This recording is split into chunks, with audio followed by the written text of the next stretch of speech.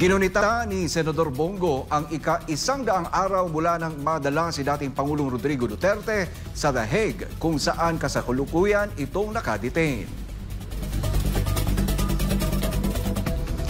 Ayon kay Go, matagal nang sabik ang mga Pilipino na muling makasama ang dating lider ng bansa na kilala sa kanyang masidhing kampanya laban sa kriminalidad at iligal na droga.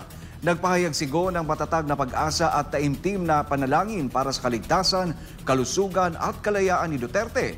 Giit niya, nararapat lamang na makabalik na ito sa Pilipinas upang muling makapiling ang mga kababayan niyang kanyang buong pusong pinaglingkuran. Anigo, taong bayan na mismo ang humusga sa naging liderato ni Duterte, lalo na sa kampanya nito kontra droga na siyang naging tatak ng kanyang administrasyon. Para kay Go, malinaw ang naging mandato ng mamamayan batay sa naging resulta ng halalan. Ipinunto rin niya ang likas na kaugalian ng mga Pilipino na igalang ang nakatatanda tulad ni Duterte na ngayon ay 80 taong gulang at mas nais ng mamuhay ng payapa sa kanyang tahanan sa Davao City.